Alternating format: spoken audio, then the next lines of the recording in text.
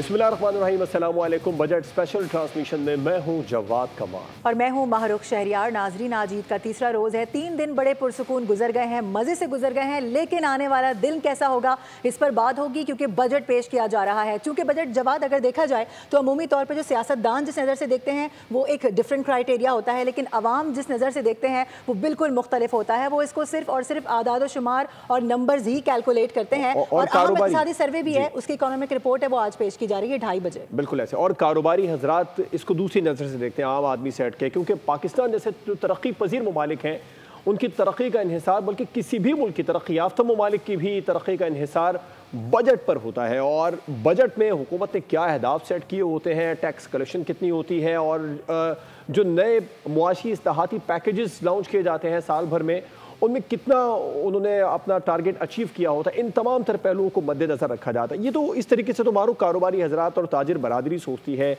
और लेकिन आम आदमी के सवालात कुछ और हैं। वो महंगाई में इस्तेहकाम देखना चाहता है।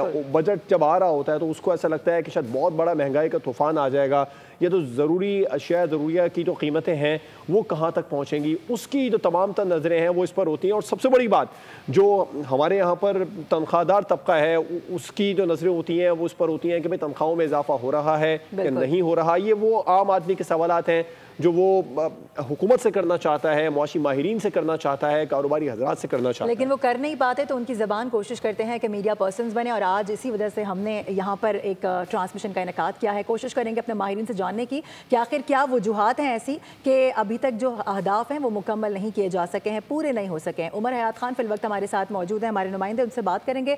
उमर, ओवरऑल बताएगा आज क्या कुछ होने जा रहा है, कल क्या कुछ होने जा रहा है, कौन कौन से अहम पैकेजेस हैं जिसका ऐलान होगा?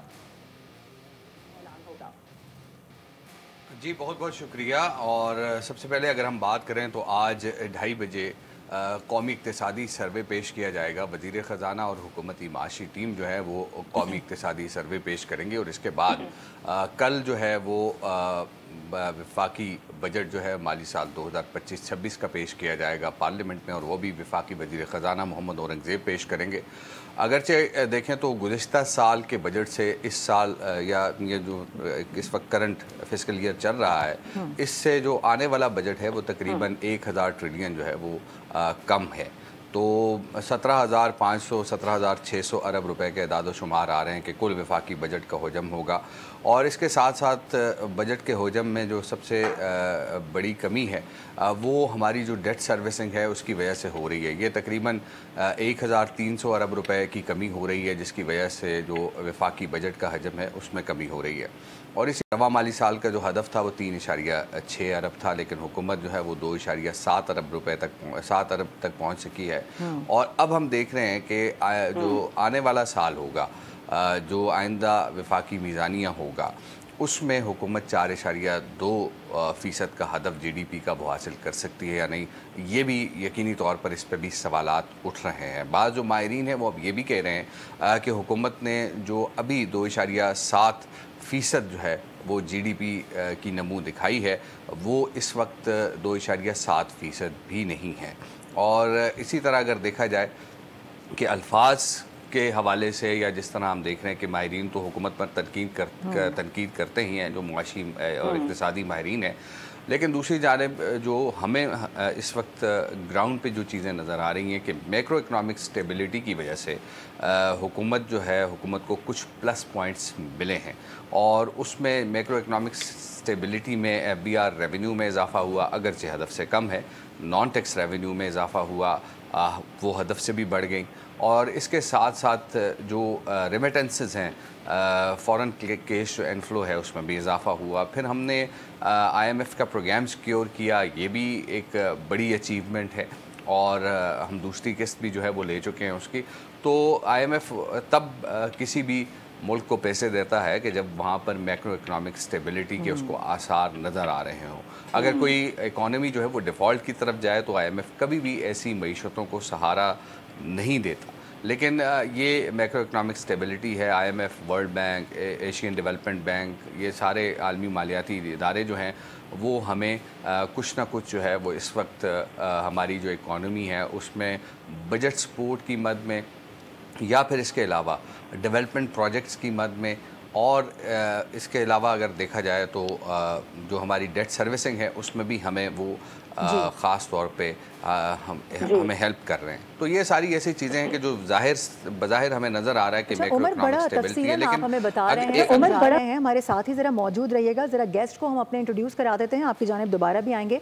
एचएम शहजाद साहब हमारे साथ मौजूद हैं, chairman all Pakistan motor dealers association. इसके अलावा हमारे साथ अमायत अशफाक तोला भी मौजूद हैं। सबसे पहले एचएम शहजाद आपकी जानिब आएंगे। Welcome to the transmission. सबसे पहले बताइएगा कि हम देख रहे हैं कि कई माशी अहदाफ अभी तक जो गवर्नमेंट है वो हासिल करने में नाकाम रही है। सबसे पहले तो इसकी वजह बताइएगा, उसके बाद फिर मजीद आपसे बात करेंगे।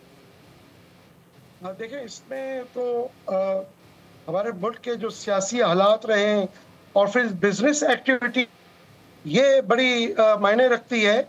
और मैं ये दोनों चीज़ों को समझता हूँ कि पिछले 2-3 साल के अंदर हम पसपाई की तरफ गए हैं और जो आदाद और शुमार सामने आ रहे हैं तो जाहिर सी बात है कि दुनिया से हमें रेमिटेंस आ रही है और उस वजह से हमारा मुल्क चल पा रहा है।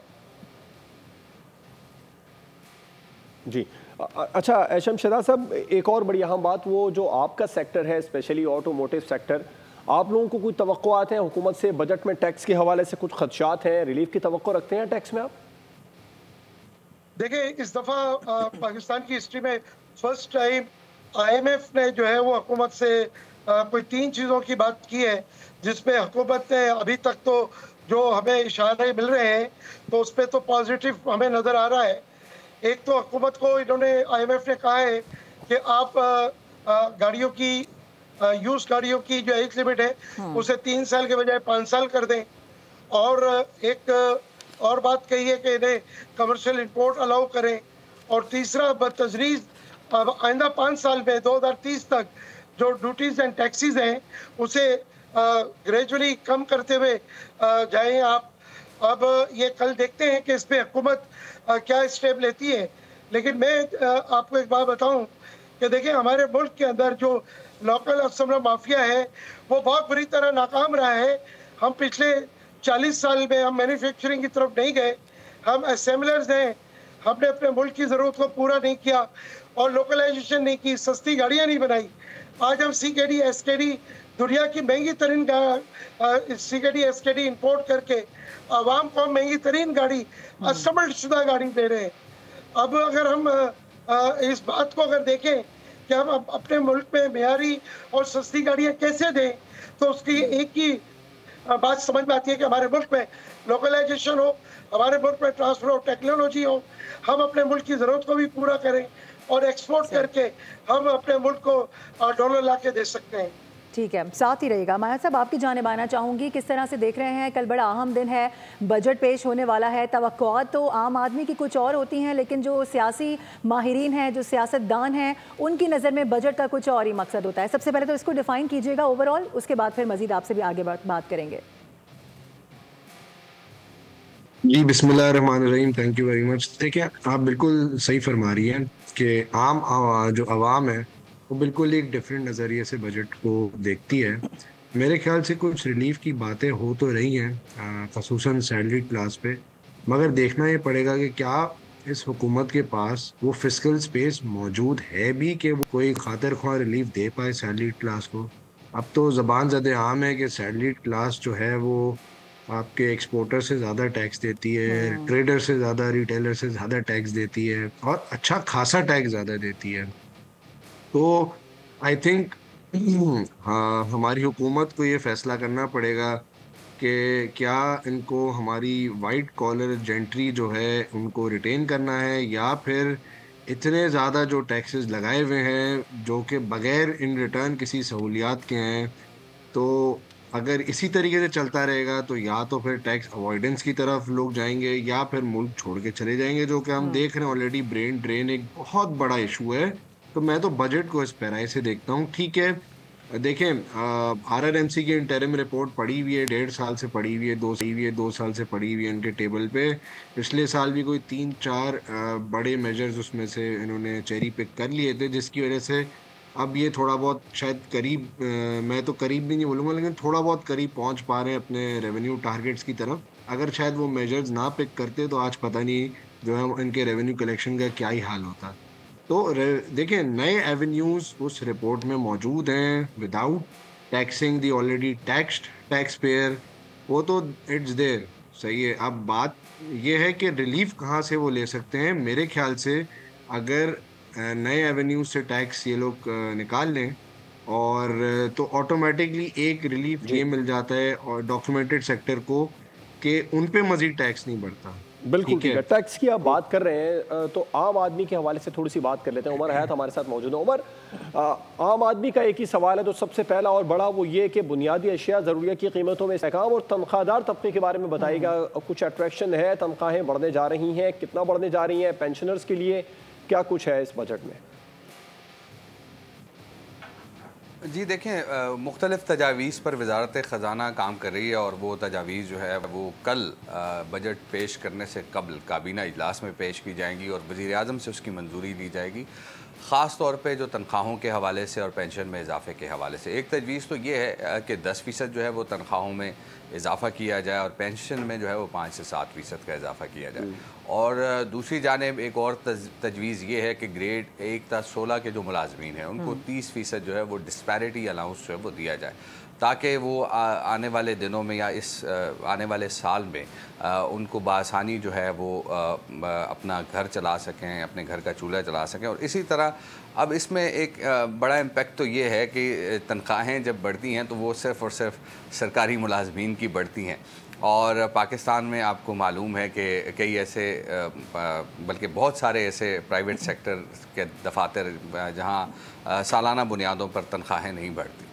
और दूसरी जानिब अगर देखा जाए तो उनको फिर भी एक बड़ा तबका जो है जिसका बताया भी जाता है कि सैलरीड क्लास जो है वो सबसे ज़्यादा टैक्स देता है, तो वो सैलरीड क्लास जो प्राइवेट सेक्टर का है टैक्स भी सबसे ज़्यादा वही पे कर रहा होता है क्योंकि प्राइवेट सेक्टर ही जो तनख्वाहें हैं, सैलरीज़ हैं वो अपने एम्प्लॉइज़ को ज़्यादा देता है, जिसकी वजह से वो टैक्स जो कटौती होती है वो उनसे सबसे ज़्यादा होती है। और इसी तरह क्योंकि गवर्नमेंट के वो जो मुलाजमीन हैं वो हाईएस्ट स्लेब पे अगर चले जाएं तो 4.5 लाख 5 लाख इससे ज़्यादा नहीं है किसी की सैलरी, लेकिन जो प्राइवेट सेक्टर है यहाँ पे सैलरीज जो हैं वो ज़्यादा हैं। तो लेकिन जो सैलरीज हैं वो ना बढ़ने का एक बड़ा मसला यही है कि जो आम प्राइवेट इदारों में काम करने वाले लोग हैं उनकी सैलरीज तो नहीं बढ़ेंगी, लेकिन सरकारी मुलाजमीन के लिए ये है कि 10% इजाफा होगा। दूसरा, गवर्नमेंट ने IMF को राज़ी कर दिया है कि सैलरीड क्लास पर जो टैक्स है उसको कम किया जाएगा और सालाना जो है वो 60 लाख इनकम तक जो है उस 60 लाख इनकम से नीचे लोगों को जो है वो रिलीफ दिया जाएगा और उसमें 2.5% जो है वो स्लेब में कमी की जाएगी। और कुछ तजावीज़ ऐसे भी गवर्नमेंट की जानिब से तैयार की गई हैं कि अब पहले ये स्लेब होता था कि 6 से 12 ठीक है, जो तजावीज़ पेश की गई हैं। उमर, आप हमारे साथ रहिए, आपको यकीनी तौर पर इक़्तिसादी सर्वे की मीटिंग में भी जाना है। आशिफ शहजाद साहब, आपकी तरफ आएंगे। आप जो ऑटो डीलर सेक्टर है, जो मुआशी चैलेंजेस हैं हुकूमत के लिए बहुत बड़े हैं, इन चैलेंजेस में इस्तेमाल शुदा गाड़ियों के कारोबार की आप क्या समझते हैं, हुकूमत किस तरह मदद कर सकती है? देखिए, मैं ये समझता हूँ कि हुकूमत अगर कुछ बोल्ड स्टेप ले ले तो हुकूमत को इस साल कोई 150 से 200 अरब ये इस्तेमाल शुदा गाड़ियाँ दे सकती हैं, जिसमें मैंने कहा जैसे कि एक लिमिट बढ़ा दे 5 साल और अगर ये कमर्शियल इंपोर्ट अलाउ कर दें तो मैं समझता हूँ कि हुकूमत को सिर्फ ये सेक्टर यूज गाड़ियों का वो 150 से 200 अरब रेवेन्यू दे सकता है। और मेरा ये अपना ज़ाती ये ख्याल भी है कि हुकूमत को ये अवेल करना चाहिए क्योंकि पिछले हम 40 साल से जो हमारा लोकल असेंबलर्स है उसकी कारकर्दगी हम देख चुके हैं। बासिवाए वो खुद अपने एंजॉय के ना आवाम को कुछ दे पा रहा है ना हुकूमत को कुछ दे पा रहा है। तो मेरा ये अपना ज़ाती ख्याल है कि हुकूमत जो IMF की अगर बातों को मान ले तो 150 से 200 अरब सिर्फ यूज गाड़ियाँ ये दे सकती हैं। सही, ठीक है सर, हमारे साथ बहुत शुक्रिया आपका। HM शहजाद हमारे साथ मौजूद थे, इसके अलावा उमर हयात खान हमारे साथ मौजूद थे। बड़ा इंपॉर्टेंट अभी इजलास होने जा रहा है, प्रेस कॉन्फ्रेंस होगी, उसके हवाले से भी उमर आपसे गुफ्तगू करेंगे। इसके अलावा इमायत साहब हमारे साथ ही मौजूद होंगे ब्रेक के बाद और इस्लामाबाद स्टूडियो से हमें एहतशामुल हक साहब भी ज्वाइन करेंगे। फिल वक्त यहाँ पर वक्त हो गया एक ब्रेक का, हमारे साथ। वेलकम बैक नाजरीन, बजट स्पेशल ट्रांसमिशन इस वक्त हमारी जारी है और हमारे साथ स्टूडियोज़ में इस्लामाबाद से मौजूद हैं एहतशामुल हक साहब, हमारे सीनियर पैनलिस्ट। इसके साथ साथ हमारे साथ इमायत अशफाक तोला साहब भी हैं जो कि ब्रेक से पहले भी हमारे साथ ही मौजूद है। शाम साहब, पहले आपकी जानिब आना चाहूँगी। अब हम देख रहे हैं कि अब बाकायदा तौर पर वो वक्त आ गया है कि बजट आने वाला है, बड़ी तवक्कुआत हैं, लेकिन हमेशा की तरह बड़ी खबर यही है कि कई माशी अहदाफ हासिल करने में मौजूदा हुकूमत नाकाम रही है। एक जानिब इतने बड़े बड़े तरक्की के दावे, एक जानिब ये मामला है, कैसे रिलेट करेंगे इसको, क्या वजह इसकी नज़र आ रही है?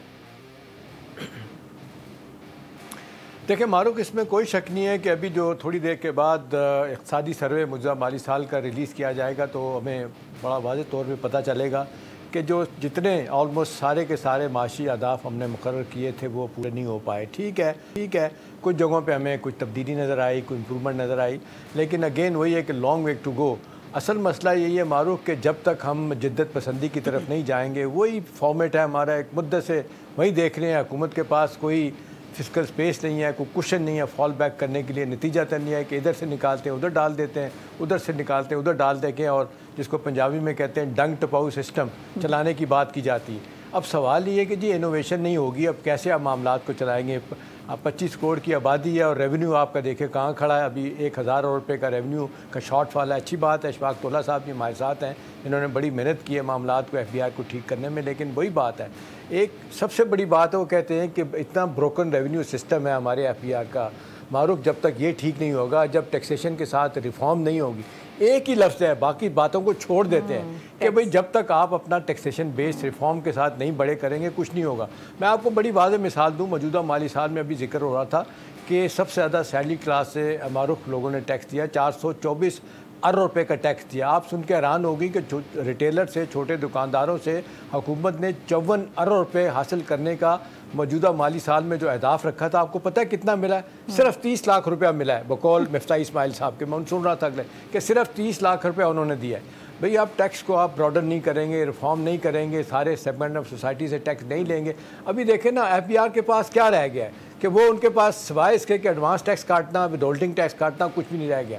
तो मेरा ख्याल है IMF का प्रोग्राम है, सख्त तरीन शराइत हैं, हमारे पास कुशन ही नहीं है, वो बस ग्रोथ वर्सेस स्टेबलाइजेशन है। वो कहते हैं जी ग्रोथ को भूल जाएं, जब ग्रोथ नहीं होगी तो क्या होगा? वो कहते हैं बेल्ट टाइटनिंग करें और उसके बाद आप ऑस्टेरिटी मेजर लेके आएँ, फिजिकल आपका डेफिसिट बहुत ज़्यादा है उसको कम करें।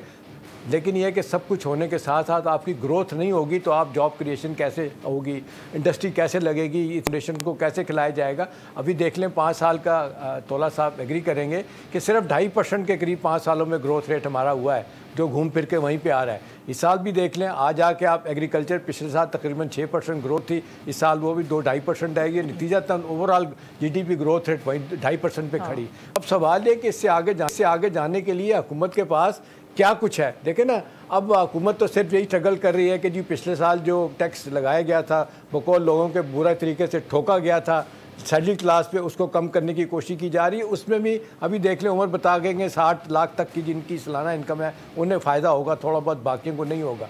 IMF तो यही कहता है कि जी ठीक है, आप अपने आमदनी के ज़राए बढ़ा लें तब बात बनेगी। मेरा ख्याल है जो इम्पोर्टेंट बात है, देखें एक मुद्दत से मारूफ हम बात कर रहे हैं कि जी एक्सपोर्ट लेट ग्रोथ।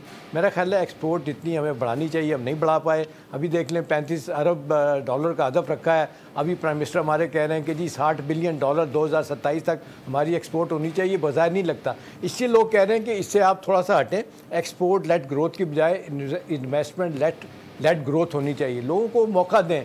आप देखें इंडस्ट्रियलाइजेशन नहीं हो रही, मैन्युफैक्चरिंग सेक्टर हमारा जो आप देखें सिर्फ 1-1.5% पे उन्होंने आपने देखा शो किया अपनी जिसको कहना चाहिए शरह बढ़ने की। इस सारे मामले को देख के यही लगता है कि जी अब क्योंकि गवर्नमेंट सेक्टर मारूफ ब्रोक है, पैसा नहीं है हुकूमत के पास, प्राइवेट सेक्टर को मैक्सिमम जितने इंसेंटिव दे सकते हैं, फिजिकल नॉन फिजिकल इंसेंटिव उन्हें दें और आके इंडस्ट्री लगाएं। जो लोग पैसा दे के बाहर चलेंगे, पाकिस्तानी, कोई दुबई, कोई सिंगापुर, कोई मलेशिया, उनको इंसेंटिव दें, वापस आएँ। और इम्पॉर्टेंट आखिरी बात है, हम ना अपना मारूफ के लॉन्ग टर्म बुनियादों पर कंटिन्यूटी हमारी होनी चाहिए, कंसिस्टेंसी होनी चाहिए। आज आप टैक्स हॉलीडे देते हैं इस साल के लिए, अगले साल ख़त्म कर देते हैं। तो मेरा ख्याल है हुकूमत को यहाँ पर देखना होगा कि सारी दुनिया में देख लें जो पॉलिसीज़ बनती हैं 5 साल, 10 साल, 15 साल के लिए बनती हैं। हमारे यहाँ रोजाना जिसको कहते हैं साल की बुनियाद पे अपना पॉलिसी आती है, उसके बाद तब्दील कर लिया जाता है। बिल्कुल बिल्कुल, अच्छा तो बड़ा खूबसूरत अंदाज में आपने उन तमाम सेक्टर्स को डिफाइन किया है, उन तमाम सेक्टर्स को डिस्कस किया है जो किसी भी मुल्क की जो बजट है और मुआशी तरक्की है उसके लिए हुकूमत को टारगेट सेट करने चाहिए, लेकिन उन तमाम तरह में हुकूमत को नाकामी का सामना करना पड़ा। आपने बताया कि इन्वेस्टर्स के हवाले से इक़्तिसादी जोन को, फिर ज़राई पैदावार का भी आपने डिस्कस किया, इसके अलावा एक्सपोर्ट की भी बात की और फिर तो तिजारती खसारा उसकी बात की। वो तमाम तरह टारगेट्स हैं जिन्हें सेट करना चाहिए, लेकिन इनमें हुकूमत को नाकामी रही। इमाद साहब, सरमायाकारी का फ़रोग़ हुकूमत आप क्या समझते हैं, इसके लिए क्या इक़दाम करने चाहिए, बजट में क्या कुछ होना चाहिए जिससे सरमायाकारों के एतमाद को मज़ीद बेहतर बनाया जा सके?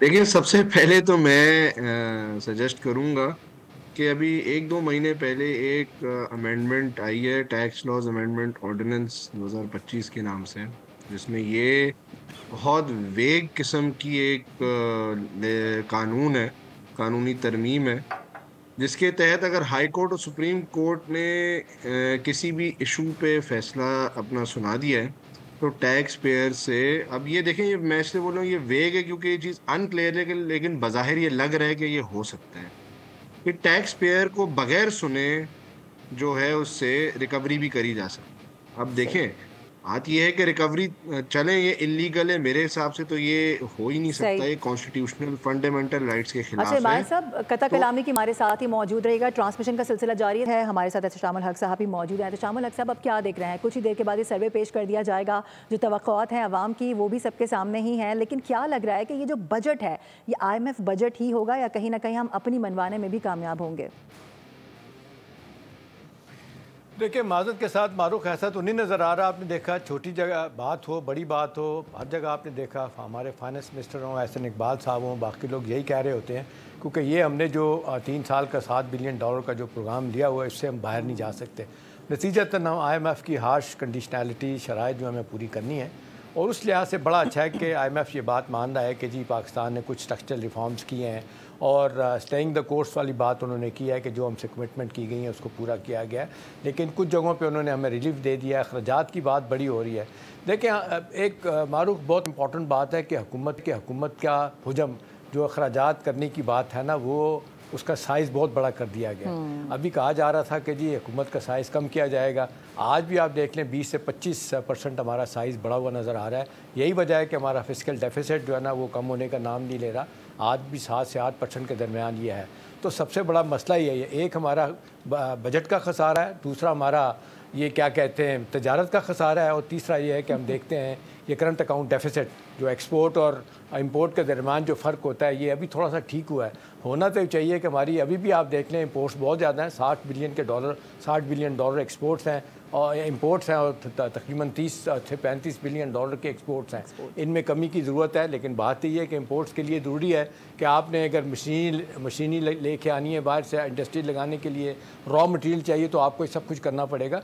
लेकिन इन सारी बातों के लिए एक ही तरीका है कि IMF को कहा जाए, इसको अपना FER को कहा जाए कि आप अपने रेवेन्यू बढ़ाने का हमें तरीका बताया जाए, बजाय इसके कि जो पहले ही लोग टैक्स नेट के अंदर हैं उनको ही आप फंसाए चले जा रहे हैं, उनको तो रिलीफ देना चाहिए। और दूसरे सेगमेंट ऑफ सोसाइटी जो टैक्स नहीं दे रहे हैं, प्रोफेशनल टैक्स नहीं दे रहे हैं, डॉक्टर इंजीनियर बहुत सारे लोग हैं, फिर ये आप देख लें एग्रीकल्चर इनकम टैक्स की जो बात होती है बड़ी मुश्किल से 60 बरसों में आज हम यहाँ पहुँचे हैं कि जनवरी में ये लागू है, अभी भी रिसीव करना नहीं शुरू किया। कहा जा रहा है कि बहुत बड़ा पोटेंशियल है, ये 25 से 50 बिलियन रुपया तो आसानी के साथ इकट्ठा हो सकता है प्रोवाइडेड इसको लिया जाए। लेकिन आप देख लें हमारे जो असम्बलियों में लोग बैठे हैं 70% से ज़्यादा वो आपने देखे हैं लैंडेड जेंट्री है, वो टैक्स लगाने नहीं देती। और माजरत के साथ देखें, मुझे बड़ा दुख हुआ अगले दिन, अब जिस तरीके से MNAs MPs ने अपनी तनख्वाहों में इजाफा कर लिया, सेनेटर ने तनख्वाहों में इजाफा कर लिया, जजेस के तनख्वाहों में इजाफा हो गया। और कल तो मुझे बड़ा मारूफ दुख हुआ, आप देख लें 2 बंदे जिनकी तनख्वाहों में इजाफा किया गया या करवाया उन्होंने, स्पीकर नेशनल असम्बली और सेनेट चेयरमैन ने, या सादिक साहब देख लें और गिलानी साहब देख लें, दोनों बहुत अमीर। और गिलानी साहब तो कहते हैं, गिलानी साहब हो शाह महमूद कुरैशी हो तो 35-40 करोड़ रुपया, इनको तो गद्दी नशीनी 3 दिन का उनका जो उर्स होता है वहाँ से पैसा मिल जाता है। आप मुझे बताएं कोई जेब देता है कितना पैसा अयाज सादिक साहब के पास है और स्पीकर साहब के पास है? आपको क्या ज़रूरत पड़ी थी कि 5 लाख से आप 17 लाख आपने अपनी क्या कहते हैं तनख्वाह बढ़ा ली? ये तो इंसल्ट है आम आदमी के लिए। तो सवाल तो ये ठीक है। शामुल हक साहब गुफ्तगू कर रहे हैं बजट के हवाले से, ट्रांसमिशन को मज़ीद भी आगे बढ़ाएंगे। अमायत अशफाक तोला साहब आपका शुक्रिया। कुछ नए मेहमान भी हमारे साथ होंगे और शामुल हक साहब ट्रांसमिशन में हमारे साथ मौजूद रहेंगे। यहाँ वक्त हुआ ब्रेक का। Welcome back. बजट के हवाले से खुसूसी ट्रांसमिशन का सिलसिला जारी है। एक बार फिर से आपको खुशामदीद कहेंगे और शामुल हक साहब हमारे साथ ट्रांसमिशन में मौजूद हैं। कौमी इक़्तिसादी सर्वे भी आज पेश किया जाना है हुकूमत की जानिब से। तहम माहिरीन ये कह रहे हैं जो अहदाफ हुकूमत ने सेट किए थे वो हुकूमत उसमें जो टारगेट है वो अचीव नहीं कर पाई है, कामयाबियाँ हासिल नहीं कर पाई है, खसारा है हुकूमत को। अब देखना यह है कि जो इक़्तिसादी सर्वे पेश किया जाएगा हुकूमत की जानिब से उसमें क्या कुछ कहा जाएगा। था हम वज़ीर ख़जाना मोहम्मद औरंगज़ेब जो अब से कुछ महीनों पहले तक बड़े बड़े बयान दे रहे थे, अब उनके भी बयानात एकदम तब्दील हो गए हैं। अब वो ये कह रहे हैं कि सब कुछ एक रात में तब्दील नहीं हो जाता है, इसके लिए वक्त दरकार है। बहरहाल शामुल हक साहब हमारे साथ मौजूद हैं, उनसे बजट के हवाले से हम बात करें। शाम साहब, दरामदात पर जो इन्हिसार की ख़ास तौर पर पॉलिसी है, इसको बहुत ज़्यादा हर हुकूमत की जानिब से फोकस किया जाता है, लेकिन यहाँ पर कहीं ना कहीं फ्लॉज छोड़ दिए जाते हैं, खामियाँ होती हैं। इसको किस तरह मज़ीद बेहतर किया जा सकता है? क्योंकि यहाँ पर जो गलती की जाती है दरामदात पर इन्हिसार के हवाले से, उस गलती की वजह से जो पहले से खुशहाल आदमी है वो मज़ीद खुशहाल हो जाता है। देखिए, बुनियादी सवाल जवाब इस वक्त जो किया जा रहा है कि वो ये कि जब बरामदात की सिर्फ आप बात कर लें तो पिछले कम से कम मैं तो देख रहा हूँ कई बरसों से 40-45 बरस से मैं देख रहा हूँ कि सिर्फ 4 आइटम जो है ना वो पाकिस्तान के जो है ना वो बरामदात में जाते हैं। आप देख लें हम क्या करते हैं, चमड़े की मसनूआत भेज रहे होते हैं, हम सर्जिकल गुड्स भेज रहे होते हैं, स्पोर्ट्स गुड्स देख रहे होते हैं, टेक्सटाइल की कुछ चीज़ें भेज। अभी लोग कह रहे हैं कि कोई वैल्यू एडिशन नहीं है। अभी देख लें बांग्लादेश, सारी दुनिया में उनके पास कोई कॉटन नहीं होती, दुनिया से ख़रीद के वो वैल्यू एडिशन करते हैं। आज आप न्यूयॉर्क, लंदन जाएं, सबसे ज़्यादा उनकी शर्ट्स, उनकी ट्राउज़र, हर चीज़ बिक रही होती। हम क्यों नहीं कर रहे? एक तो आप देख लें हमारी कॉटन कम से कम एक 12-13 मिलियन बेल होती थी, अब 5-5.5 मिलियन बेल रह गई है। अब उसको भी रॉ कॉटन को आधे से ज़्यादा जवाब ये भेज देते हैं। तो सवाल ये है कि भी जब तक आप वैल्यू एडिशन नहीं करेंगे, अपनी एक्सपोर्ट को डाइवर्सिफाई नहीं करेंगे तो एक्सपोर्ट आपकी कैसी बढ़ेगी। और दूसरा ये है, हर साल ये कहा जाता है कि जी जो पाकिस्तान के जो कमर्शियल अटैचीज़ बैठे हैं बाहर में अपनी हमारी एम्बेसीज़ में, उनको टास्क दिया जाएगा कि वो वहाँ पे आप काम करें और पाकिस्तान की एक्सपोर्ट बढ़ाने के लिए कुछ करें। नतीजतन आप देखने होता कुछ भी नहीं है, डॉलर में उनको आप देखें पे कर रहे होते हैं। अब क्या वजह है कि हमारा पोटेंशियल भी बहुत ज़्यादा है, हमारे पास एक्सपोर्ट्स। पहली तो बात जो है देखने वाली है कि मारूख हमारे पास एक्सपोर्ट सरप्लस नहीं है। अभी देख लें उसकी वजह यह है कि इंडस्ट्रियलाइजेशन नहीं हो रही। अभी या तो होना कि जी आप बहुत ज़्यादा आपकी इंडस्ट्री पैदा कर रही है चीज़ें, आपके पास सामान इतना सरप्लस में आप उसको एक्सपोर्ट करें। एक दूसरा, जो चीज़ें जा सकती हैं उसमें वैल्यू एडिशन नहीं होती। नतीजतन यही है, हम तौलिए बेच रहे होते हैं, इसी तरह से हम जो छोटी छोटी चीज़ें बेच रहे हैं। हम क्यों नहीं जाते अपना हाई टेक में नहीं जाते, हम अच्छे शर्ट, ट्राउज़र और बहुत सारी चीज़ें एक्सपोर्ट कर सकते हैं, वो नहीं कर पा रहे। और मेरा ख्याल है सारे मामले में ज़रूरत इस बात की है कि एक्सपोर्टर को जो मारूख जायज़ फैसिलिटीज़ देने की ज़रूरत है वो ज़रूर देनी चाहिए। मसलन एक्सपोर्टर का सबसे बड़ा मसला ये होता है कि उनसे आप एडवांस में टैक्स ले लेते हैं, फिर उनके सेल टैक्स रिफ़ंड, चलो अच्छी बात है कि कई बरसों के बाद जो 350-400 रुपये था वो उनको चला गया, लेकिन आज भी 100-150 जो है ना रुपए का, बिलियन का उनका जो रिफ़ंड रहता है वो नहीं दे रहे होते। वो कहते हैं कि जी हम आप कमाई करने के बाद हमारा पैसा आप रोक लेते हैं। नतीजतन यह है कि हम अगली असाइनमेंट पूरी करने के लिए जो ऑर्डर लेने हमारे पास पैसे नहीं होते। सबके पास नहीं होते, लेकिन ज़्यादातर तो आप देख लें एक्सपोर्टर जो छोटे हैं उन्हें पैसे की ज़रूरत होती है। FBR वहाँ पे बैठा हुआ है, वो कहता है जी 5% हमें दे दें तो हम आपको दे देंगे। अब मसला ये कि FBR को जब तक आप रिफॉर्म नहीं करेंगे, अब यही कहा जा रहा है कि वक्त आ गया है कि एक ड्रास्टिक चेंज आए इस हवाले से, और ये रेवेन्यू का एक जिसको ब्रोकन सिस्टम है इसको आप ठीक किया जाए और टैक्सेशन के साथ साथ रिफॉर्म लाए। देखिए रिफॉर्म से क्यों भाग रहे हैं? इसलिए कि आप देख लें जो FBR के लोग बैठे हैं, कहा जा रहा है कि तकरीबन 35 से 40 हज़ार लोग वहाँ पे बैठे हुए हैं। आधे से ज़्यादा जो है ना वो कहते हैं, सीधा कहते हैं आप जाए उन्हें मारूख, वो कहते हैं जी काम ना करने की हम तनख्वाह लेते हैं, काम करने के हम पैसे लेते हैं। जी, इस वक्त ट्रांसमिशन में हमें मोहम्मद आप ज्वाइन कर चुके हैं, farmer senior vice president FPCCI, उनको खुशामदीद कहेंगे। सर बहुत शुक्रिया वक्त देने के लिए। कहिएगा थोड़ी देर के बाद ये सारी रिपोर्ट जारी होने वाली है। जो पहले बयानात थे कि सब कुछ बहुत अच्छा है, लग नहीं रहा कि अब जो बयानात दिए जा रहे हैं उसके मुताबिक कल से सब कुछ अच्छा रहेगा। आवाम के लिए क्या खुशखबरियाँ आ रही हैं, क्या बता सकते हैं? जी बिस्मिल्लाहिर्रहमानिर्रहीम। आप देखें कि ये हमेशा की तरह मैं समझता हूँ कि एक अच्छा लॉलीपॉप है जो कहा जा रहा है कि आवाम के लिए बेनिफिट होगा, लेकिन आवाम के लिए मैं नहीं समझता कि बेनिफिट हो सकता है, क्योंकि हमारी इकोनॉमी जो है तो इस वक्त मुंजमद होकर रह चुकी है। आप ये देखें कि इंडस्ट्री जो है तो किसी भी इंडस्ट्रियलिस्ट से पूछें, हमारा प्रॉब्लम इस वक्त पाकिस्तान में ये है कि हम इंडस्ट्री वाले या जो कारोबारी लोग हैं वो सच नहीं कह रहे। अगर वो सब के सब सच कहना शुरू कर दें तो मेरे ख्याल से कि हुकूमत के लिए और दीगर इदारों के लिए पॉलिसी बनाना आसान हो जाएगी। हम कहते हैं सब अच्छा है, जो हुकूमत सुनना चाहती है हमारे लीडरान जाके वही बातें करते हैं, उनके जो वो चाहते हैं कि जनाब के सब अच्छा है। लेकिन इस वक्त मैं समझता हूँ कि अगर आप हकीकत देखेंगी तो किसी भी कारोबारी आदमी से पूछें, वो कहेगा अच्छा नहीं है। उसकी वजह ये है कि तमाम इंडस्ट्रियाँ तकरीबन बंद होने के आने पर है। आप चाहे स्टील की इंडस्ट्री को आप देख लें, आप चाहे सीमेंट की इंडस्ट्री को देख लें, आप चाहे सिरामिक्स को देख लें, क्योंकि ये तो सारी की सारी इंडस्ट्रियाँ कंस्ट्रक्शन इंडस्ट्री से वाबस्ता हैं। क्योंकि कंस्ट्रक्शन इंडस्ट्री को एक को अगर आप तवज्जो नहीं देते और आप उसको चलने नहीं देते, तो यकीनन इससे रिलेटेड जब कंस्ट्रक्शन नहीं होगी पाकिस्तान के अंदर, तो स्टील वाला स्टील किसे बेचेगा, सरिये वाला सरिया किसे बेचेगा, दूसरा सीमेंट वाला किसे बेचेगा। तो मैं ये समझता हूँ कि हुकूमत को चाहिए ये कि इंडस्ट्री के लिए आसानियाँ पैदा करें, ना कि सिर्फ जो टैक्स पेयर्स हैं उन पर मज़ीद टैक्सेशन का बोझ डालते रहें। हमारे यहाँ पर हर साल यही होता है, हमारे यहाँ पर जब बजट आता है सब अच्छी अच्छी बातें होती हैं, लेकिन जब हम देखते हैं टैक्सेशन तो टैक्सेशन की भरमार हो जाती है। आज जो है तो हम अगर चंद सालों का मवाजना अगर आप चाहें तो मैं आपके सामने करता हूँ कि जो कि चंद दिन पहले द न्यूज़ अखबार के अंदर डॉक्टर फ़र्रुख सलीम साहब ने, जो माहिर मईशात हैं, उन्होंने जो है तो अपना तज़िया पूरा अखबार में लिखा है कि देखिए जो गवर्नमेंट के काम नहीं है वो गवर्नमेंट करती है। आप गवर्नमेंट का कोई इदारा इस वक्त उठा के देख लें तो मैं नहीं समझता कि गवर्नमेंट का इदारा कोई भी प्रॉफिट के अंदर है, सब के सब खसारे के अंदर है। अगर आप बिजली बनाने को देखें तो गवर्नमेंट IPPs के जरिए इलेक्ट्रिसिटी के अंदर इन्वॉल्व हुई, तो मैं समझता हूँ कि उसके अंदर तकरीबन जो है तो 2.4 खरब रुपए का नुकसान किया बिजली के अंदर। अगर आप इसको देख लें, आप agriculture Pakistan agriculture storage and services corporation POCSO को देखें, अब पास्को के अंदर 900 अरब रुपए का नुकसान किया गवर्नमेंट ने जो है तो। मैं ये समझता हूँ कि अगर और इसी तरह आप PIA की हम बात करते तो PIA का अब तक का खसारा 830 अरब रुपए का है। 830, ये सब डॉक्यूमेंटेड है, ये सारा अखबार में लिखा हुआ है। मैं कोई अपनी तरफ से कुछ ऐसी बात नहीं कर रहा, क्योंकि अगर ये बातें किसी को चैलेंज करनी है कि इस किस्म का नहीं है तो डॉक्टर फ़र्रुख सलीम जो माहिर माशात है उन्होंने ये तमाम चीज़ें अपने कॉलम के अंदर लिखी हुई हैं।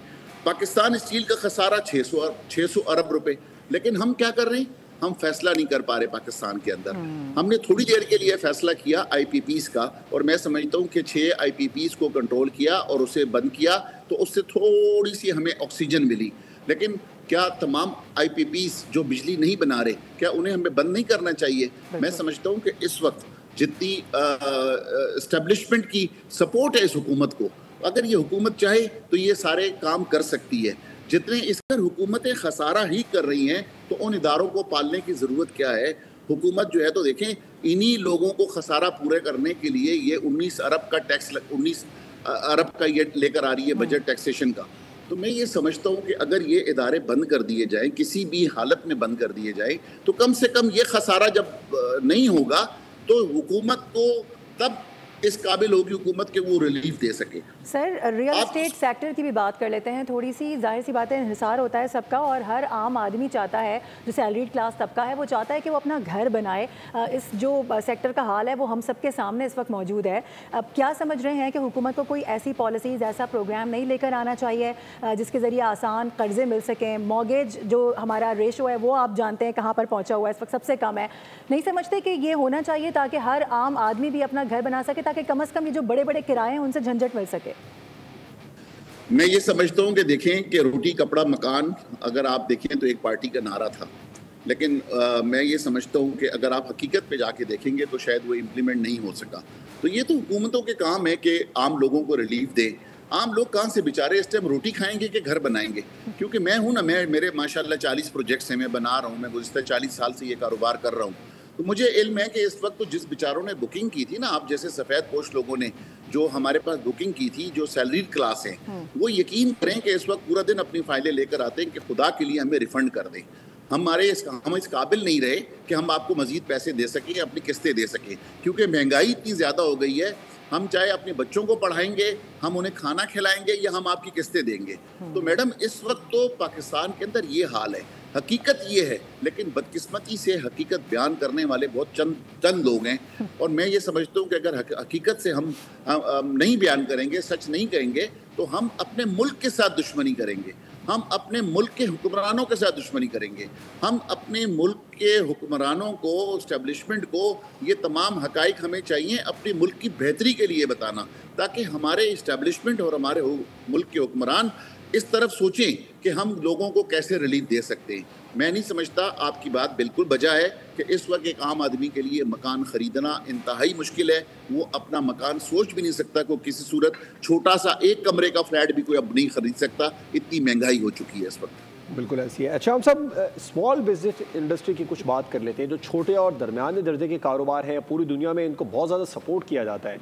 अब आप क्या समझते हैं, बजट, ये जो बजट आएगा स्मॉल बिजनेस इंडस्ट्री और जो दरमियाने दर्जे का तबका है उस पर किस हद तक असर डालेगा? देखिए, आइडियली तो जवाब ये होना चाहिए कि जो कहा जाता है, हुकूमत कहती रही है, आज की हुकूमत नहीं सारी हुकूमतें पिछले 15-20 साल से कह रही हैं कि ये छोटे कर्जे लोगों को दिए जाएं, सेल्फ एम्प्लॉयमेंट की जाए। मतलब आपके पास 4 पैसे हैं, उसके बाद हुकूमत आपको कुछ पैसे दे और आप छोटा मोटा अपना कारोबार कर सकें। ये हुआ है, ये स्मॉल स्केल पे बड़ा इस पर काम भी हुआ है, हमने देखा है इसमें कुछ तरक्की भी हुई है। लेकिन सवाल तो इस वक्त ये है कि जितनी रफ्तार के साथ ये कर्ज़े छोटे लोगों को मिलने चाहिए, छोटे कारोबार के लिए, वो कर्ज़े नहीं मिल रहे। उसी वजह यह है कि अब एक ओवर द ईयर्स हमारे बैंकों ने जवाब दे एक ऐसा सिलसिला बना दिया है कि वो छोटा कर्जा हो, बड़ा कर्जा वो देने के लिए तैयार नहीं है। वो पता क्या कर रहे हैं, वो जिस तरह अमेरिकन ट्रेजरी में हो रहा है, वो सारा का सारा जो है ना, लोग वो पैसा जो है ना वो हुकूमत के बॉन्ड खरीदने में लगा देते हैं, और इसलिए कि उनको सेट वहाँ से अपना शरह मिलती है उसकी सूद की। यही कुछ हो रहा है। हमारे बैंक जो है ना, लोग आप देखें, जब तक हुकूमत का प्रेशर ना हो, कोई प्राइवेट सेक्टर के किसी को कारोबार को पैसे लेके देने हैं तो बैंक नहीं देते। एक तो उनको लगता है कि जी पैसा डूब जाएगा, हमारे यहाँ यही होता है, कर्जे दिए जाते हैं, हुकूमतें जो है ना वो उनको राइट ऑफ करवा देती हैं। मुशर्रफ के ज़माने में 350 रुपये आया गया तो वो अपनी जगह। लेकिन सवाल ये कि ये सर हमारे साथ ही मौजूद रहेगा डॉक्टर साहब इमाम हमारे साथ मौजूद हैं, टैक्स एक्सपर्ट। पहले उनसे बात कर लेते हैं। सर बहुत शुक्रिया वक्त देने के लिए। ट्रांसमिशन में कहिएगा, अभी थोड़ी देर में इक़्तिसादी सर्वे का एक पूरा जो इकोनॉमिक रिपोर्ट है वो जारी कर दी जाएगी। क्या समझ रहे हैं, किस तरह के अहदाफ रखे जाएंगे, क्या कुछ होने जा रहा है? टैक्सेशन के हवाले से बताएं। बार बार आवाज़ आ रही है कि टैक्स नहीं, टैक्स नेटवर्क को बढ़ाना है। ये नेटवर्क बढ़ाना कैसे है? देखिए, बहुत शुक्रिया मुझे इस ट्रांसमिशन में लेने का, और आई एम रियली ग्रेटफुल कि आप लोगों ने ये मौका दिया मुझे। देखिए, टैक्स तो हर साल, बजट हर साल आता है और एक ही तरह की बात होती है, और उसमें FPCCI की जो लीगल कमेटी है उसका जो है मैं कन्वीनियर भी हूँ, और अभी हमने एक्सक्यूज़ मी बजट प्रपोजल दिया है गवर्नमेंट को FPCCI के प्लेटफॉर्म से। तो उसमें सेल्स टैक्स के, इनकम टैक्स के और कस्टम्स के रिलेटेड वो दिए हैं, जिससे एक तो टैक्स एविजन को अवॉइड किया जा सकता है, और दूसरा ये कि आपका जो टैक्स नेट है उसको बढ़ाया जा सकता है। जैसे 4% फर्दर टैक्स लगा रखा है इन्होंने अनरजिस्टर्ड को सेल्स टैक्स में, तो उससे ये होता है कि उस 4% को बचाने के लिए इन फेक एंड फ्लाइंग इनवॉइस फिर काट दी जाती है कि वो 18% को एडजस्ट करें। तो जो लोग अनरजिस्टर्ड सेक्टर में हैं उनको लाना बहुत ज़रूरी है। फिर इसी तरह EFS जो एक्सपोर्ट फैसिलिटेशन स्कीम है जो आपने एक्सपोर्टर्स को दी है, उसमें in the middle of the year ये किया कि जो लोकल आप पाकिस्तान में अगर EFS के लिए, एक्सपोर्ट कमोडिटी के लिए आप कोई लोकल परचेस करेंगे तो उसको 18% उसमें सेल्स टैक्स लगा दिया। तो उससे नुकसान ये हो रहा है कि आपकी जो लोकल इंडस्ट्री है वो सफ़र कर रही है। अदरवाइज एक्सपोर्टर्स जो हैं वो बजाय बाहर से इंपोर्ट करने के लोकली चीज़ें अपनी प्रोक्योर कर रहे थे रॉ मटेरियल के तौर पे। तो उससे दो नुकसान आते हैं, एक तो आपकी जो लोकल इंडस्ट्री है वो नहीं उठ पा रही, दूसरा ये हो रहा है कि अगर वो चीज़ मंगा रहे हैं तो ड्यूटी टैक्सेस तो आपने फ्री कर दिए, मगर जो गुड्स को परचेज करने के लिए फॉरेन रेमिटेंस आपका बाहर जा रहा है उसको अकाउंट फॉर नहीं किया इन्होंने। और ये जो मेजर था वो, अगर आपके सिस्टम में कोई कमजोरी है, अगर उसमें कोई लीकेजेस हैं या रेवेन्यू का हेमरेज हो रहा है, तो ये आपको अपने जो है कंट्रोल्स को बढ़ाने की ज़रूरत है, ना कि आप जो है वो ऐसे मेजर्स लें जिससे एक्सपोर्टर्स सफ़र करें। दूसरा काम इन्होंने ये किया था पिछले साल कि इन्होंने फाइनल टैक्स रिजीम से एक्सपोर्टर्स को निकाल के नॉर्मल टैक्स रिजीम में लेकर आए जो कि 29% टैक्स है, और ये कहा कि जो जीरो रेटिंग है उसमें फिर आपके जो भी एक्सपेंसेस हैं वो आप रिफंड के तौर पे क्लेम कर सकते हैं। जब आप रिफंड लेंगे जाके तो इसका मतलब है कि फिर आपने इख्तियारात बढ़ा दिए, आपने फिर जो है इनको मजबूत कर दिया कस्टम्स के ऑफिसर्स को, और हमें पता है कि वहाँ पे जो है वो क्या इश्यूज हैं और किस तरह की ट्रांसपेरेंसी है और किस तरह की जो है अकाउंटेबिलिटी उधर होती है। दूसरा, अभी रिसेंटली इन्होंने ये किया कि अभी दो काम हुए और दोनों कॉन्ट्रडिक्टरी हैं, एक दूसरे के जो है ना मुनाफी हैं। कि कस्टम्स में इन्होंने फेसलेस कर दिया कि भाई आप राब्ता नहीं कर सकते अप्रेजिंग ऑफिसर से, और जीडी जो है वो अगर पोर्ट कासिम की कलेक्ट्रेट की है तो उसको असेस कर रहा है ईस्ट कलेक्ट्रेट का, ईस्ट की जीडी है तो उसको वेस्ट वाला कर रहा है और वेस्ट वाला एसीपीटी का कर रहा है। फेसलेस सिस्टम इन्होंने नाफिज किया कि भाई टैक्स पेयर का या इंपोर्टर का या क्लियरिंग एजेंट का कस्टम के अफसर से कोई रब्ता ना हो। अगर आप कस्टम्स के अगर आप वो देखें ड्यूटी टैक्सेस या जो कलेक्शन है वो टोटल कलेक्शन की 13 to 14% है, 14% पे इन्होंने फेसलेस कर दिया। दूसरा अभी जो लॉ टैक्स अमेंडमेंट ऑर्डिनेंस आया 2025 का मई के महीने में, और असेंबली शुरू होने से इसके इजलास से 2 दिन पहले इन्होंने 2 तारीख को किया, जबकि असेंबली का सेशन 5 को स्टार्ट हुआ। उसमें इन्होंने ये 175C में इनकम टैक्स ऑर्डिनेंस में ये चेंज लेकर आया कि आप फैक्ट्री में लोगों को बिठा सकते हैं, और ना सिर्फ वो जो इनकम टैक्स के डिपार्टमेंट के लोग हैं बल्कि प्रोविंशियल सर्विस के या फेडरल सर्विस के किसी भी महकमे के। तो आपने एक तो उस टैक्स पेयर को या उस इंडस्ट्री को या उस फैक्ट्री वाले को अनरिलेटेड लोगों को के एक्सपोजर उसका कर दिया। प्लस ये कि अगर खुदा खासा वो टैक्स पेयर में उसमें मसाइल है तो आपने तो एक रास्ता उसको खोल दिया। तो ये एक तरफ आप फेसलेस कर रहे हैं, और जहाँ पे 88% या 86% टैक्स कलेक्शन है वहाँ पे आप इंटरेक्शन को इस हद तक बढ़ा देते हैं कि आप उसी दफ्तर में उनको बिठा रहे हैं, उसी प्रेमिसेस में बिठा रहे हैं मॉनिटरिंग करने के लिए। तो इस तरह से जो है ना ये कन्फ्यूजन या कन्फ्यूज स्टेट ऑफ माइंड जो है उससे ये चीज़ें नहीं चलेंगी। हमें इकोनॉमी को ग्रो करने के लिए आपको एक्सपोर्ट्स को इम्प्रूव करना पड़ेगा। अभी जो आपका जो ट्रेड डेफिसिट है वो रिकॉर्ड हाई था, 1.3 बिलियन था इस महीने मई के महीने में, 11 महीने में। तो इसका मतलब जो ट्रेड डेफिसिट का मतलब ये होता है कि आपकी इंपोर्ट ज़्यादा है और आपकी एक्सपोर्ट्स कम है। हालांकि एक्सपोर्ट्स बढ़ी हैं मगर उसको जो इंपोर्ट का सर्ज आया उसने कंपलसेट कर दिया। तो इस तरह के अगर मेजर्स हम लेंगे तो उससे इकोनॉमिक ग्रोथ या इकोनॉमिक वेलबींग नहीं आएगी। हालांकि बहुत हमारे इकोनॉमिक इंडिकेटर्स काफ़ी बेहतर हुए हैं। हमारा जो इंफॉर्मेशन और कम्युनिकेशन टेक्नोलॉजी है उसमें 31% 3.12 बिलियन का जो है रेवेन्यू कलेक्ट होगा इस साल, जो कि पिछले साल 1.2 या 1.8 था। तो चीज़ें तो इम्प्रूव हुई हैं और इम्प्रूव हो रही हैं, मगर हमें सिस्टम्स को बेहतर करने के लिए आपको टैक्स पेयर पे एतमाद करने की ज़रूरत है, और फिर आपको मैन्युफैक्चरिंग अपनी असेंबलिंग यहाँ पे पाकिस्तान में बढ़ानी पड़ेगी। इंपोर्ट सब्स्टिट्यूशन की तरफ हमें जाना पड़ेगा, तब जाके इकोनॉमी के जो बेसिक फंडामेंटल्स हैं उनको ठीक करने की ज़रूरत है। अदरवाइज ये हर साल टैक्स होता है, इस साल 4 ट्रिलियन का होगा, अगले साल 5 ट्रिलियन का होगा, कलेक्शन भी हो जाएगी, मगर कलेक्शन होती किस तरह से? एडवांसेस लिए जाते हैं, आप ये देख नहीं रहे कि उसका बिजनेस कितना इंप्रूव कर रहा है, कितना ग्रो कर रहा है उस टैक्स पेयर का। पिछले साल से वो कम हो रहा है। सबके बुक ऑफ अकाउंट्स में अगर आप जाके देखें, ऑडिटेड अकाउंट्स में देखें, तो वो माइनस में जा रहे हैं सारे। मगर आप कहते हैं कि जी रेवेन्यू ज़्यादा कलेक्ट होगा, तो रेवेन्यू कैसे कलेक्ट होगा? रेवेन्यू तब होगा जब आपकी इकोनॉमिक ग्रोथ होगी। जब आपकी ग्रोथ बढ़ेगी तब जाके ये चीज़ें होंगी। तो हम ये बिल्कुल ऐसी है, ग्रोथ को बढ़ाना पड़ेगा तब जाकर जो टैक्स कलेक्शन है वो पूरा हो सकेगा। अनीफ गौर साहब भी हमारे साथ मौजूद हैं। अनीफ साहब, ये जो रियल एस्टेट सेक्टर है इससे बराह रास्त 70 सनतें हैं लगभग जो वाबस्ता हैं। अगर हुकूमत इस एक सेक्टर को रिलीफ फराहम करे तो 70 सनतें बराह रास्त जो है उसका फ़ायदा मुस्तफ़ीद होती हैं, और यहाँ पर अगर टैक्स बढ़ा दिया जाए इसको लेकर और मुश्किलात पैदा की जाए तो 70 सनतें मुतासिर होती हैं। क्या तजावीज़ हुकूमत को पेश करेंगे रियल एस्टेट सेक्टर के हवाले से? कौन से सेक्टर? देखिए, हम तकरीबन हुकूमत को काफ़ी हद तक तजावीज़ अपनी पेश कर चुके हैं थ्रू आबाद, जो हमारी एसोसिएशन है। जी, हम उन्हें ये बता चुके हैं कि देखें कि यहाँ पर पड़ोसी मुल्क के अंदर जब हम जाते हैं कोई ट्रांच लेने के लिए कि हमें लोन दे दें, पाकिस्तान को रिलीफ दें, मैं यूएई की बात कर रहा हूँ, तो ये यूएई के जो लोग हैं वो हमारे हुक्मरानों के सामने 12 मिलियन का पर्चा रख देते हैं कि जनाब कि ये 12 बिलियन तो आपके अपने लोगों ने हमारे पास इन्वेस्ट किया हुआ है, तो आप तो 1 बिलियन के लिए हमारे पास आए हैं, तो आप अपने लोगों को क्यों नहीं रोकते कि ताकि वो यहाँ की इन्वेस्टमेंट ना करें, आपके मुल्क में करें, ताकि ये प्रॉब्लम आपका ना आए। उसकी वजूहात क्या है लोगों की वहाँ मजबूरी जाने की?